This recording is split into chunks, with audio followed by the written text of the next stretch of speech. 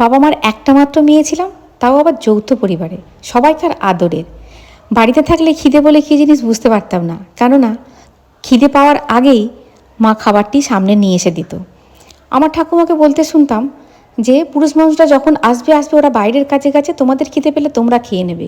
এই স্বাধীনতা আমার বাড়িতে ছিল। কিন্তু যখন বিয়ে হলো তখন দেখলাম চিত্র অন্য রকম।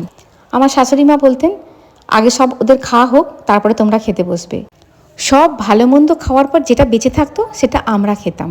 খুব দৃষ্টিকটু লাগতো। তখন ভেবেছিলাম এটা পরিবর্তন হওয়ার দরকার। শাশুড়ি মাকে হয়তো বোঝালে উনি বুঝতেন, কিন্তু কে বোঝাবে, সেই লোকটাই কেউ ছিল না বাড়িতে। এখন বর্তমানে জামানা পাল্টেছে, ঘটনাক্রমে এক একটা বাড়ি ওই রকম থাকলেও বেশিরভাগ বাড়িই কিন্তু এখন অন্য রকম হয়ে গেছে। শাশুড়িরা অনেক স্মার্ট হয়েছে, অনেক বোঝদার হয়েছে। এখন মেয়েরাও শুধু ঘরের কাজ নিয়ে থাকে না, তারাও সব কিছু কাজে পারদর্শী হওয়ার চেষ্টা করে। এটাই তো সমাজকে উন্নত করবে। এখন মেয়েরাও সমান তালে পায়ে পা লাগিয়ে ছেলেদের সঙ্গে এগিয়ে যাচ্ছে। এটাই চাই, এটাই দরকার, এটাই ভালো লাগার বিষয়। কিন্তু অসুবিধাটা কোথায় হয় বলো তো?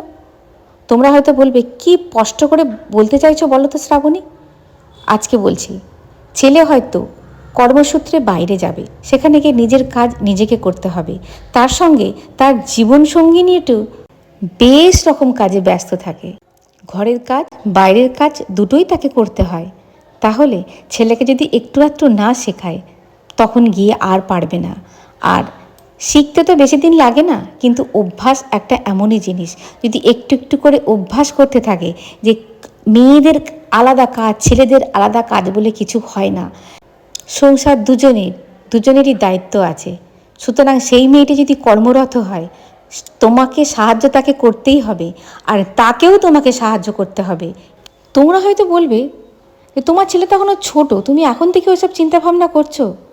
বাস্তব শিক্ষা যতটা মুখে বলা সোজা, কার্যক্ষেত্রে অভ্যাস করা ততটাই শক্ত।